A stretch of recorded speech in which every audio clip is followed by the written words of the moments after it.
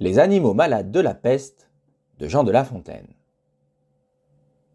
Un mal qui répand la terreur, mal que le ciel en sa fureur inventa pour punir les crimes de la terre. La peste, puisqu'il faut l'appeler par son nom, capable d'enrichir en un jour l'Achéron, faisait aux animaux la guerre.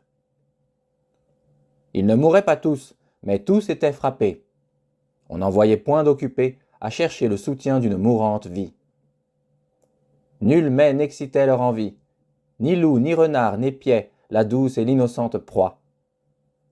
Les tourterelles se fuyaient, plus d'amour, partant plus de joie. Le lion tint conseil et dit : « Mes chers amis, je crois que le ciel a permis, pour nos péchés, cette infortune. Que le plus coupable de nous se sacrifie aux traits du céleste courroux. Peut-être il obtiendra la guérison commune.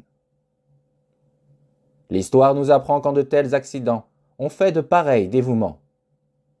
Ne nous flattons donc point, voyons sans indulgence l'état de notre conscience. Pour moi, satisfaisant mes appétits gloutons, j'ai dévoré force moutons. Que m'avait-il fait ? Nulle offense. Même il m'est arrivé quelquefois de manger le berger. Je me dévouerai donc, s'il le faut, mais je pense qu'il est bon que chacun s'accuse ainsi que moi. Car on doit souhaiter, selon toute justice, que le plus coupable périsse.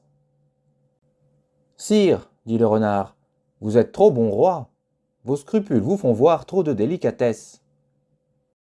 Eh bien, mangez mouton, canaille, sotte espèce. Est-ce un péché ? Non, non. Vous leur fîtes, Seigneur, en les croquant beaucoup d'honneur. Et quant au berger, l'on peut dire qu'il était digne de tout mot, étant de ces gens-là qui, sur les animaux, se font un chimérique empire.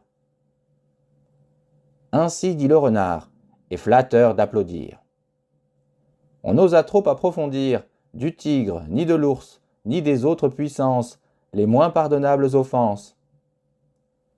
Tous les gens querelleurs, jusqu'au simple matin, au dire de chacun, étaient de petits saints. L'âne vint à son tour, et dit : « J'ai souvenance qu'en un pré de moines passant, la faim, l'occasion, l'herbe tendre, et je pense, quelque diable aussi me poussant, je tondis de ce pré la largeur de ma langue. Je n'en avais nul droit, puisqu'il faut parler net. » À ces mots, on cria haro sur le baudet. Un loup, quelque peu clair, prouva par sa harangue qu'il fallait dévouer ce maudit animal, ce pelé, ce galeux, d'où venait tout leur mal. Sa peccadille fut jugée incapendable. Manger l'herbe d'autrui, quel crime abominable! Rien que la mort n'était capable d'expier son forfait. On le lui fit bien voir. Selon que vous serez puissant ou misérable, les jugements de cour vous rendront blanc ou noir. Merci d'avoir regardé cette vidéo, j'espère qu'elle vous a plu, et si vous l'avez appréciée, vous pouvez soutenir la chaîne en cliquant sur le pouce j'aime. Vous pouvez aussi vous abonner à la chaîne pour nous encourager à publier toujours plus de vidéos. Encore merci, et je vous dis à très bientôt sur Speakerty.